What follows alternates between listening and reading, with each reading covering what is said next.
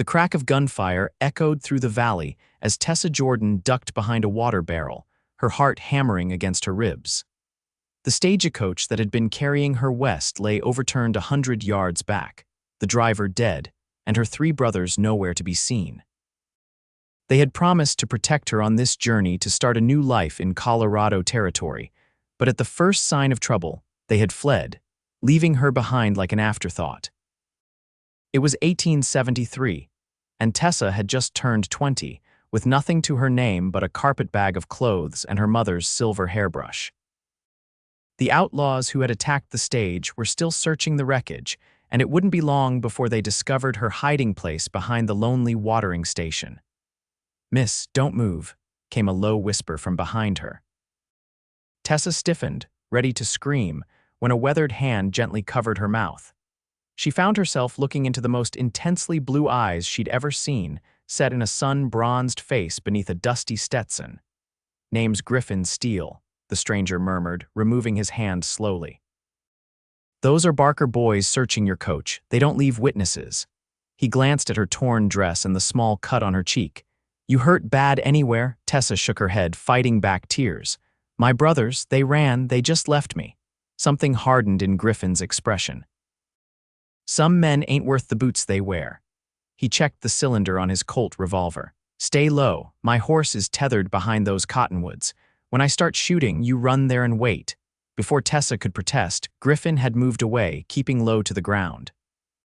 She watched as he positioned himself behind a boulder, took aim with deliberate precision, and fired.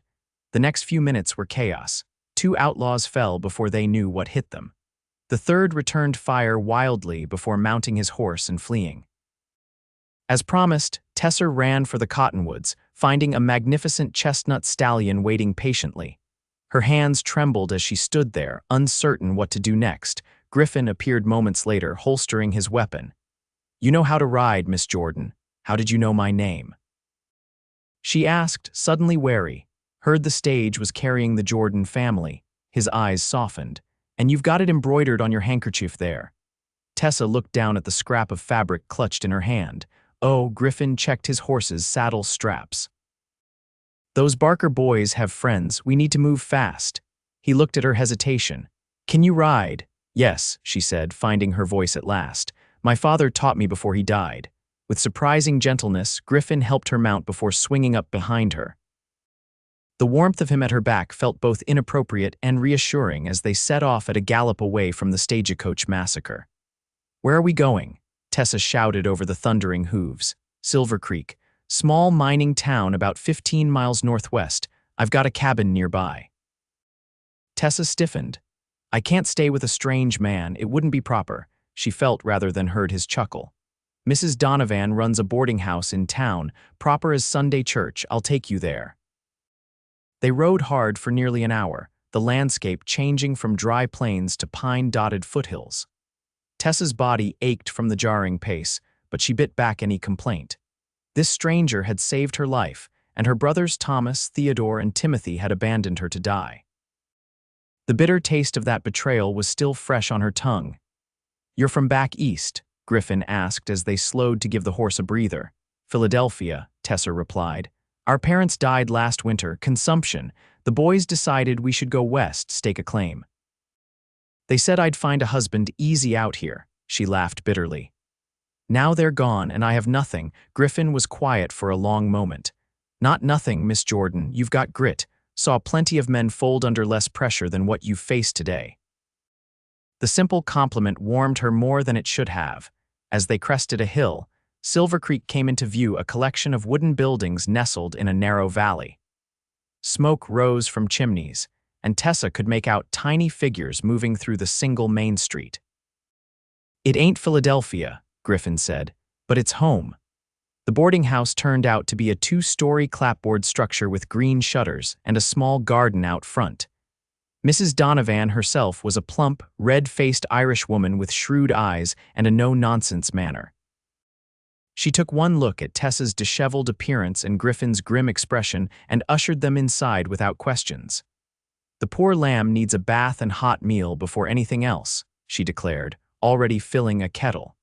"Griffin Steele, you wait in the parlor while I see to her."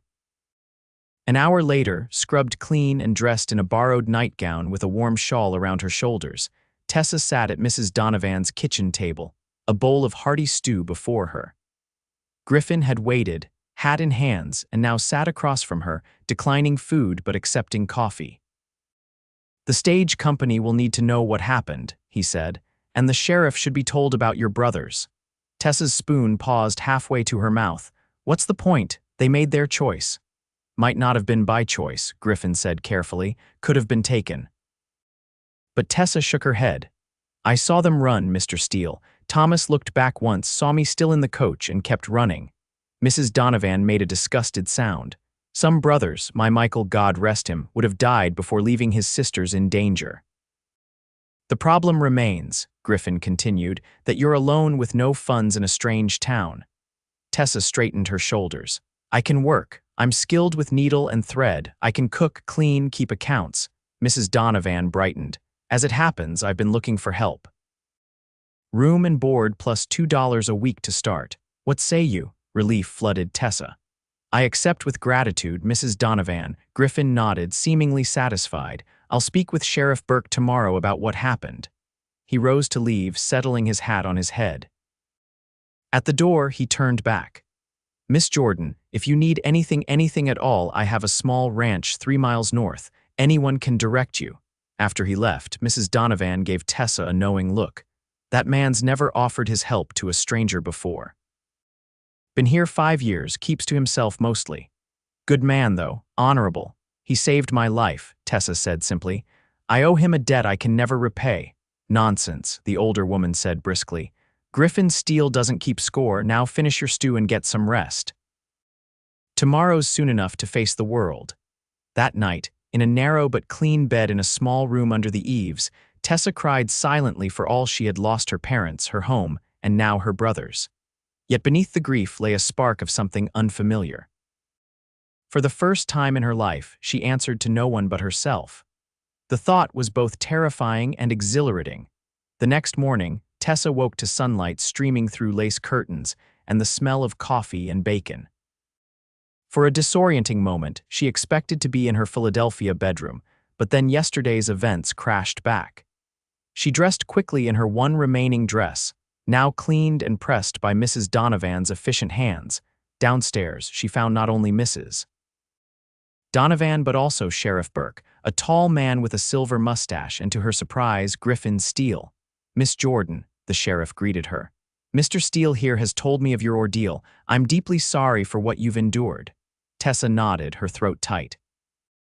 "I've sent telegrams to Fort Collins and Denver about the Barker gang," he continued, "and I've asked about your brothers." "Don't," Tessa said sharply. "Please, they made their choice." The men exchanged glances, but neither contradicted her. "There's the matter of your possessions," Griffin said. "I rode out at first light with Deputy Walker. We recovered what we could from the stage." Only then did Tessa notice her carpetbag and a small trunk sitting by the door. "The company will compensate you for any losses," Sheriff Burke added. "Stage robberies are uncommon in these parts, but they do happen." After the sheriff left, Griffin lingered, seeming uncomfortable. "You've done more than enough, Mr. Steele," Tessa said. "I'm in your debt." "No debt between neighbors," he said gruffly. "But I was thinking my sister left some dresses when she married and moved to California. About your size. If Mrs. Donovan approves, I could bring them by.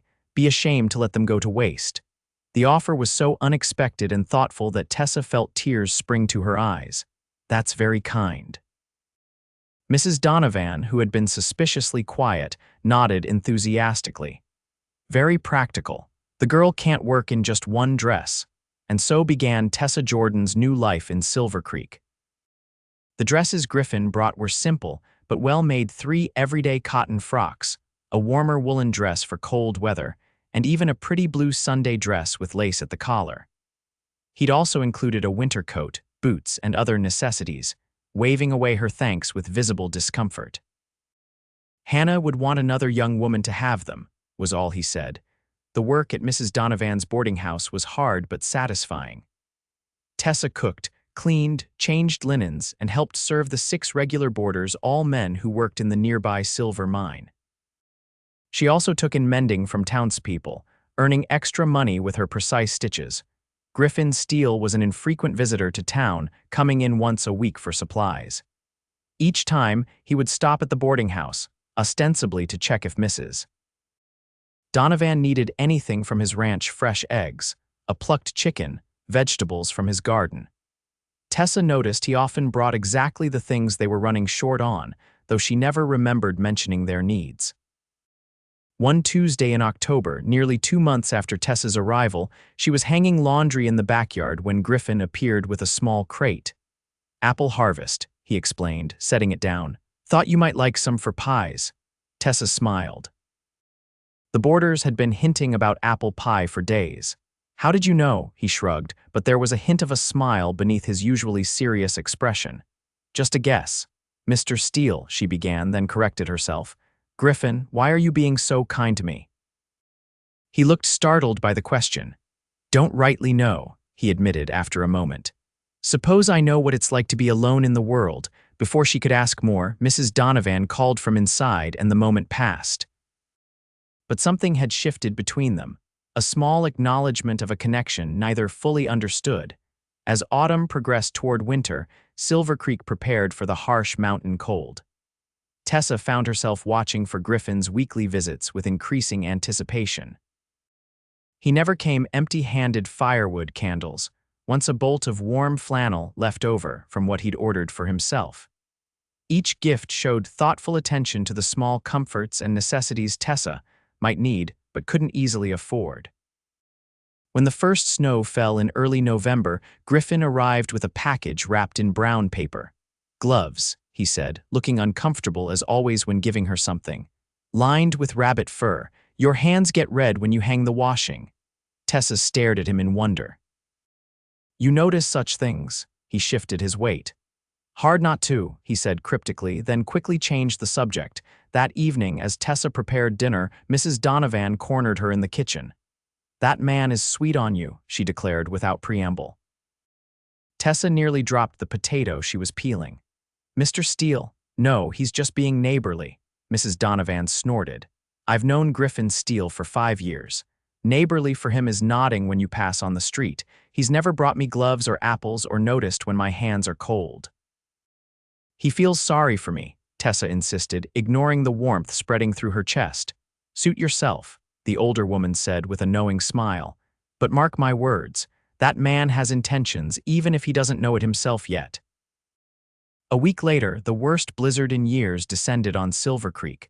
Wind howled around the boarding house, snow piled against the doors, and temperatures plummeted. Tessa and Mrs. Donovan worked frantically to keep the fires burning and the boarders fed, but by the third day, they were running dangerously low on firewood. "The shed's nearly empty," Tessa reported, stamping snow from her boots after checking their supply. "Another day at most." Mrs. Donovan looked worried. "The men from town would help, but no one can get through in this weather." Just before dusk, when the storm briefly lessened, they heard a commotion outside. Tessa opened the door to find Griffin, his horse pulling a sledge piled high with firewood. He was covered in snow, his face red from cold, but he grinned at her shocked expression. "Thought you might be running low," he said, as if battling a blizzard was an everyday occurrence. "You could have frozen to death," Tessa exclaimed, pulling him inside while Mrs. Donovan directed the boarders to unload the wood. "Waited for a break in the storm," he said, shrugging off his ice-encrusted coat. "Brought some other supplies too: coffee, flour, sugar." Tessa pressed a cup of hot coffee into his hands, fighting the urge to throw her arms around him. "How did you know we needed these things?" Griffin looked at her for a long moment. "Been thinking about what you'd need since the storm started." He sipped his coffee, then added quietly, "Always seem to be thinking about what you might need, Tessa." The simple statement, spoken in his straightforward way, made her heart beat faster. Before she could respond, the boarders returned, stomping and bringing cold air with them, and the moment was lost. The blizzard lasted another 2 days. Griffin stayed at the boarding house, sleeping on a pallet in the parlor and helping with the heavy work. Tessa found herself watching him when he wasn't looking, the careful way he split kindling so no splinters would hurt her hands, how he fixed the loose banister on the stairs without being asked, the gentle way he spoke to Mrs. Donovan's ancient cat. When the storm finally broke, leaving Silvercreek buried under 4 feet of snow, the town slowly emerged to assess the damage. Griffin prepared to return to his ranch. "Thank you," Tessa said, standing with him at the door. "You saved us again." He adjusted his hat, eyes meeting hers briefly. "Christmas is coming. Thought maybe, if you're not busy, you might want to see the ranch." He rushed on before she could answer. "Mrs. Donovan too, of course, just for dinner." "I'd like that very much," Tessa said softly. The days leading up to Christmas were busy with preparations. The whole town seemed determined to celebrate surviving the blizzard. Tessa helped decorate the boarding house with pine boughs and red ribbons, baked dozens of cookies, and even found time to secretly make Griffin a gift, a new scarf knitted from soft wool yarn. On Christmas Eve, Griffin arrived with his wagon to collect Tessa and Mrs. Donovan. The older woman, however, suddenly claimed a headache. "Can't possibly travel," she insisted, winking at Tessa when Griffin wasn't looking. "You go on, dear, represent the boarding house. I'll manage here." The ride to Griffin's ranch took nearly an hour through the snow-covered landscape. Tessa, bundled in her coat and the rabbit fur gloves, found herself nervously chatting about the boarding house, the weather, anything to fill the silence. "You don't need to be afraid of me," Griffin said finally, his eyes on the road ahead. "I'm not afraid," Tessa replied truthfully. "Just, I don't know much about you." He seemed to consider this. "Not much to tell, came west after the war, fought for the Union. Family was gone when I returned to Kentucky. Worked cattle drives for years, saved enough to buy the ranch 3 years back." He paused. "Been alone most of my life, prefer it that way usually." "Usually," Tessa prompted. Griffin glanced at her, then back at the road. "Been different lately." The ranch, when they reached it, was a revelation. The main house was small but solid, with smoke curling from the chimney.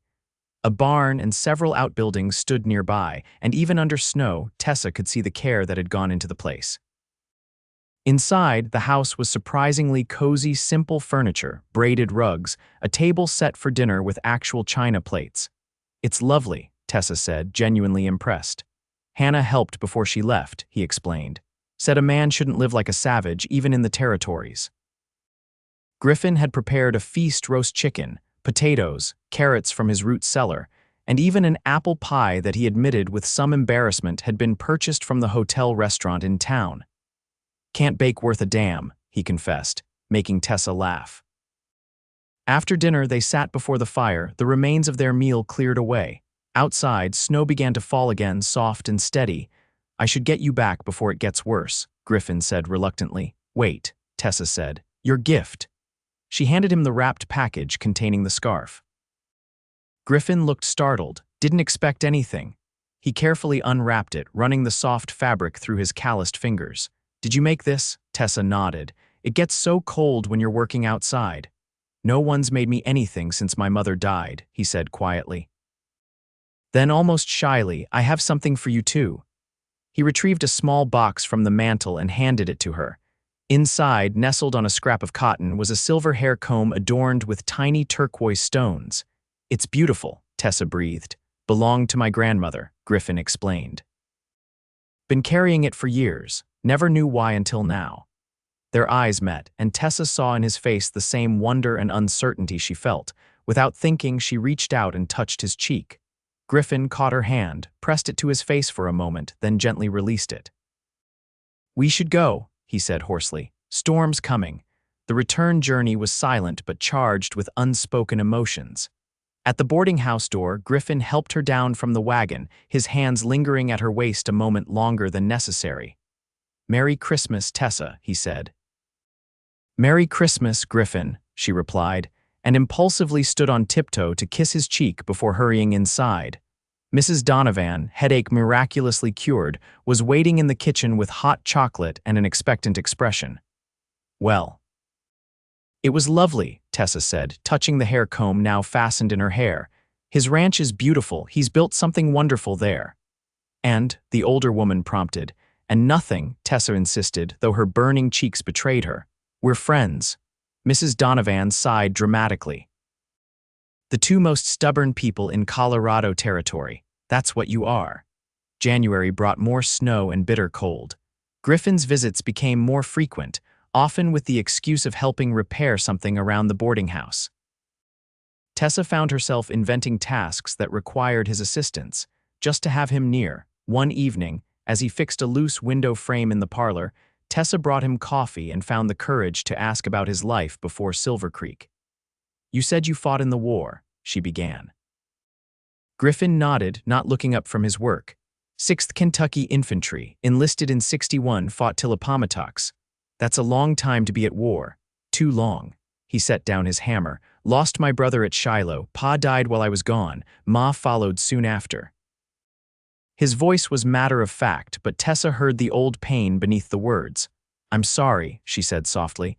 "Is that why you came west? Too many memories?" "Partly." He picked up the hammer again, tapped a nail into place. "Mostly wanted to find something that was mine. Something I built, not something left behind by the dead." Tessa understood completely.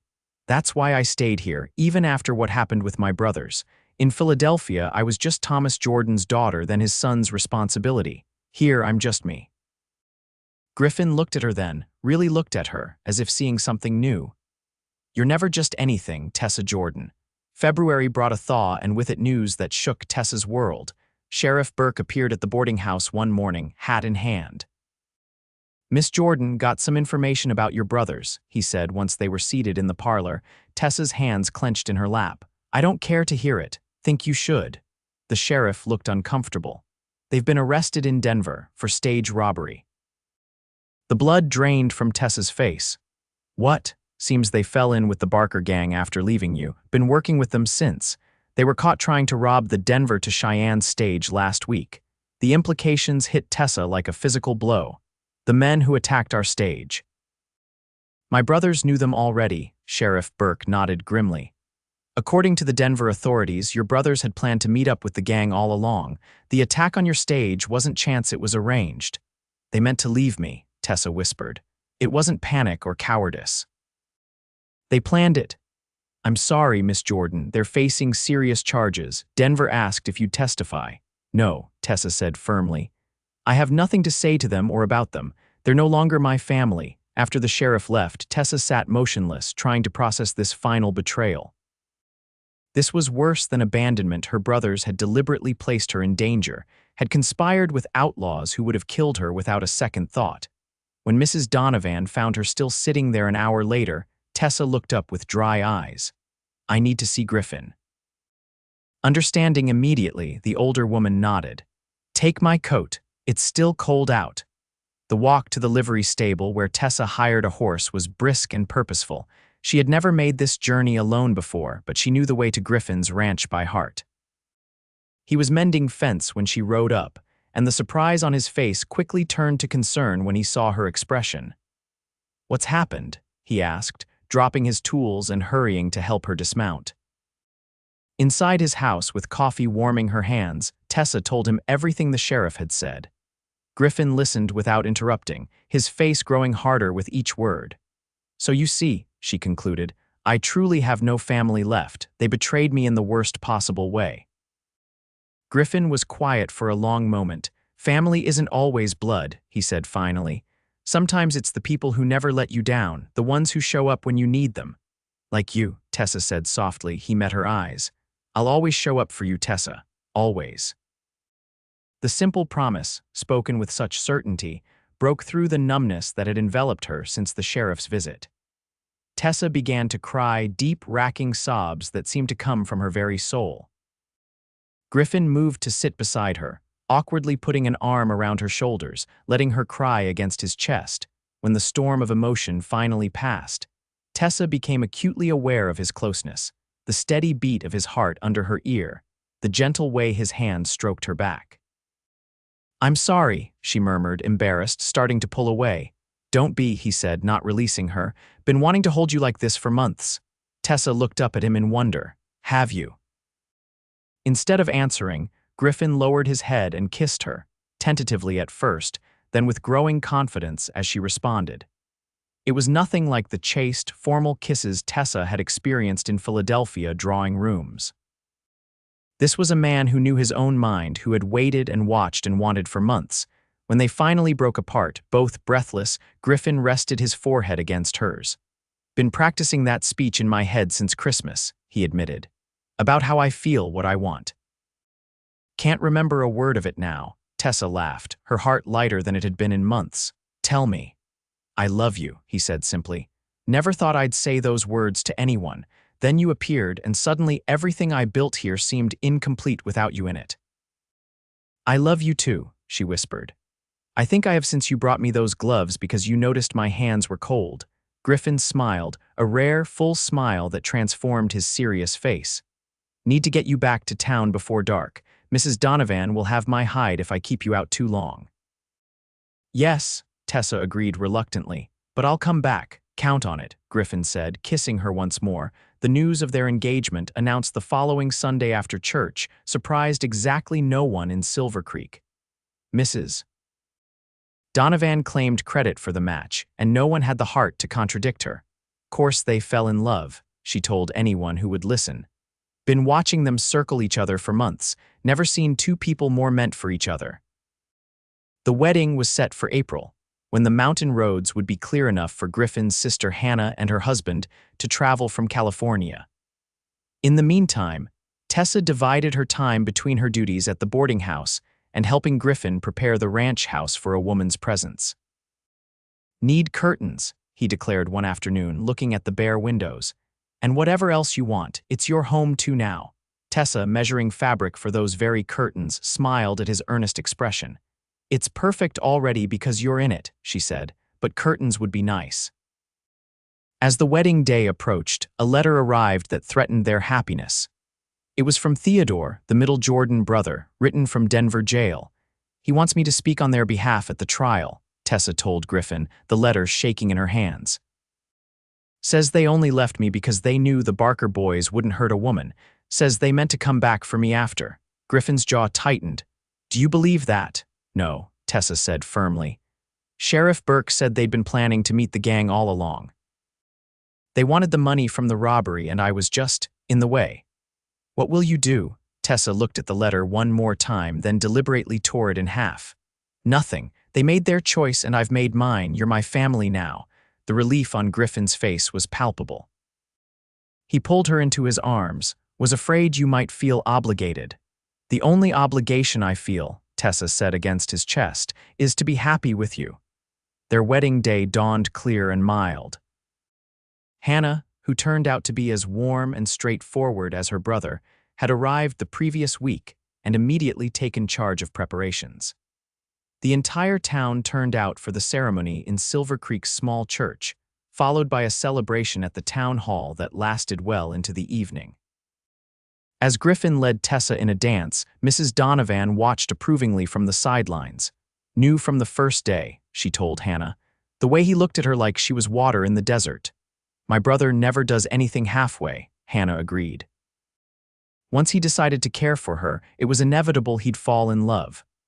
Later that night, as they rode to the ranch, their home now, Tessa leaned against Griffin's shoulder. "Happy?" he asked, his arm secure around her waist. "Completely," she assured him. "I keep thinking how strange life is. If my brothers hadn't abandoned me, I'd never have found you." "Some good can come from the worst betrayals," Griffin agreed. "Though I'd still like 5 minutes alone with those brothers of yours." Tessa laughed. "They're not worth your time. Besides, they gave me the greatest gift possible, freedom to find you." At the ranch house door, Griffin surprised her by sweeping her into his arms. "Tradition," he explained, carrying her over the threshold. Inside, Tessa gasped. While they'd been at the celebration, someone, Hannah, most likely had transformed the main room.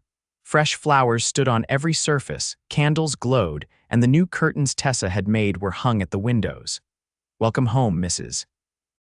Steele," Griffin said, setting her gently on her feet but keeping his arms around her. "I like the sound of that," Tessa said, reaching up to touch his face. Home. Spring flowed into summer and Tessa flourished as Griffin's wife. The ranch prospered under their joint care, Griffin handling the livestock and fields, Tessa tending a large vegetable garden and transforming the house into a true home. They often rode together to check fence lines or move cattle, and Griffin taught Tessa to shoot, just in case. though the territories were growing more civilized by the day. In August, news reached them that Thomas, Theodore, and Timothy Jordan had been sentenced to 10 years in territorial prison for their crimes.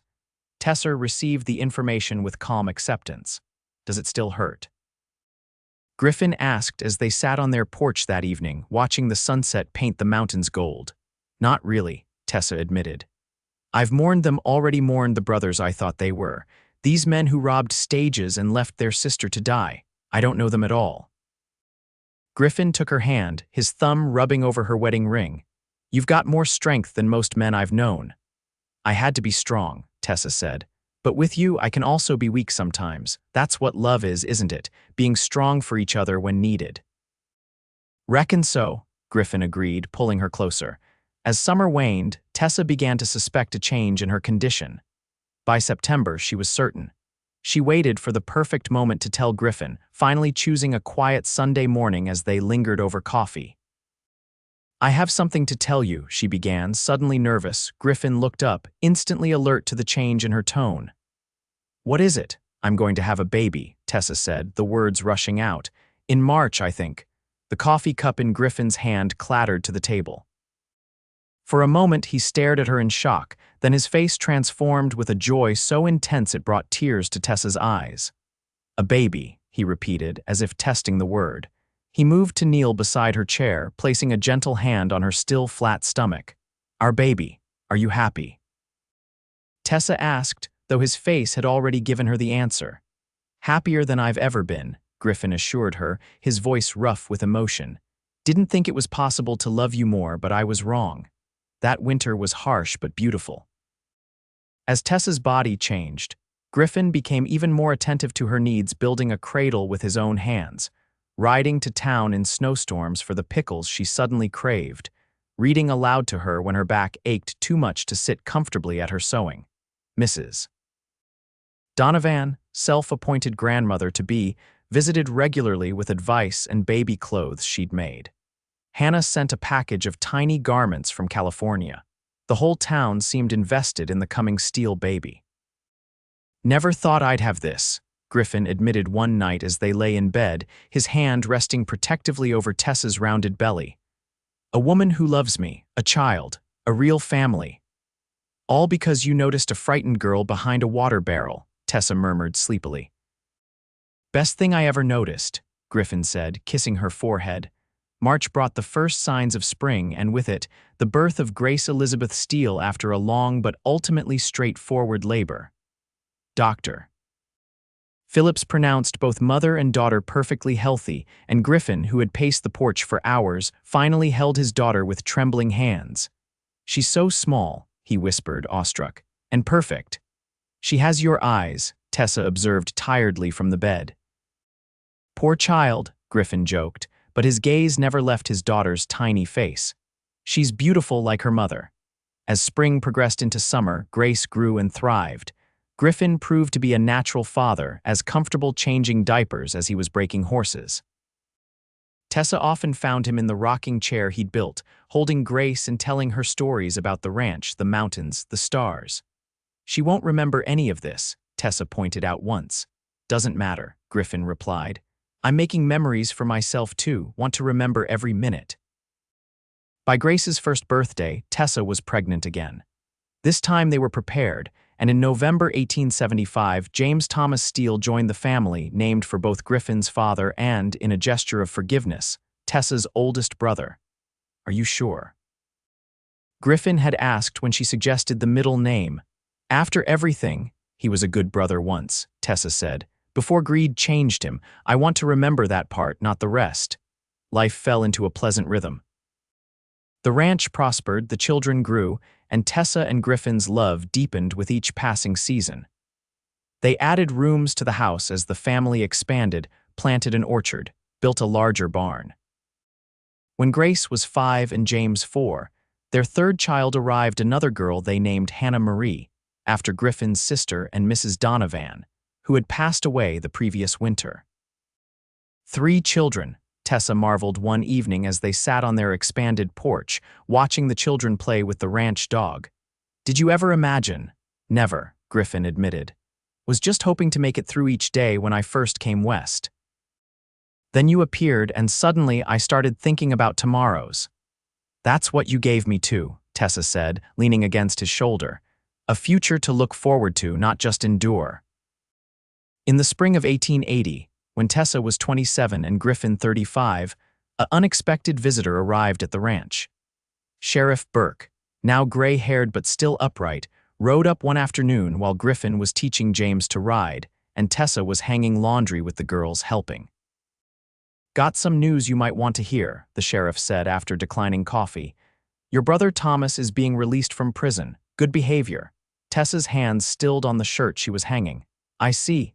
He's asked about you," Sheriff Burke continued. "Wants to know if you're still in the area." Griffin moved to stand beside his wife, a protective hand on her shoulder. "What did you tell him?" "Nothing yet," the sheriff said. "Wanted to check with you first." Tessa looked at her children Grace with her father's blue eyes, James sturdy and serious like Griffin, little Hannah with Tessa's auburn curls. She thought about the life she'd built, the happiness she'd found after that terrible day 7 years ago. "Tell him I'm well," she said finally. "That I have a family of my own now, but I don't wish to see him." Sheriff Burke nodded, unsurprised. "Thought you might say that. I'll let him know." After he left, Griffin pulled Tessa into his arms. "You all right?" "Yes," she said and meant it. "That part of my life is over. This is my family now, you and our children, the family that chose me and that I chose in return." Griffin kissed her forehead. "Love you, Tessa Steele. Have since the moment you looked at me with those brave eyes behind that water barrel. And I've loved you since you brought me gloves because you noticed my hands were cold," Tessa replied with a smile. "The man who remembered every small thing I needed." "Still do," Griffin said, gesturing to the new washing line he'd installed at just the right height for her, the step stool he'd built so she could reach the high shelves, the swing he'd hung for the children exactly where she could watch them while working in the garden. "I know," Tessa said softly. "That's why I fall in love with you all over again every day." As they stood together, their children's laughter filling the air around them, Tessa reflected on the strange journey that had brought her here. The stagecoach attack that had seemed like the end of everything had actually been the beginning. Her brother's betrayal had led her to the truest love she could imagine. Sometimes, she realized, what looks like abandonment is actually life clearing the path for something better, something meant to be. 3 years later, on a warm June evening, the Steele family gathered on their porch after dinner. Grace, now 8, read aloud to her siblings while Griffin and Tessa sat hand in hand, watching the sunset paint the mountains with gold and pink. 10 years ago today, Griffin said quietly, a stagecoach was attacked and a brave young woman hid behind a water barrel. Tessa squeezed his hand. And a cowboy with kind eyes saved her life. "Best thing I ever did," Griffin said, his voice rough with emotion. "Brought me everything I never knew I wanted." As darkness fell and the first stars appeared, they called the children in for bed. Later, lying in each other's arms, Tessa traced the familiar contours of Griffin's face with gentle fingers. "Thank you," she whispered. "For what?" he asked sleepily. "For noticing me, for seeing what I needed before I knew myself, for building this life with me." Griffin pulled her closer. "Thank you for being brave enough to trust me, for giving me a family, for making every day better just by being in it." Outside their window, the vast Colorado sky stretched star-filled and endless, much like the love that had grown between them, a love born in danger, nurtured through kindness, and now as much a part of the landscape of their lives as the mountains themselves. In the room down the hall, their children slept peacefully, secure in the knowledge they were cherished. And in their own bed, Tessa and Griffin held each other, still discovering after all these years new ways to show their love in grand gestures and small kindnesses, in words spoken and unspoken, in a life built together one careful, intentional day at a time. This was what family truly meant, Tessa thought as sleep claimed her. Not the brothers who had forgotten and betrayed her, but the man who remembered every small thing she needed and made sure she had it, always.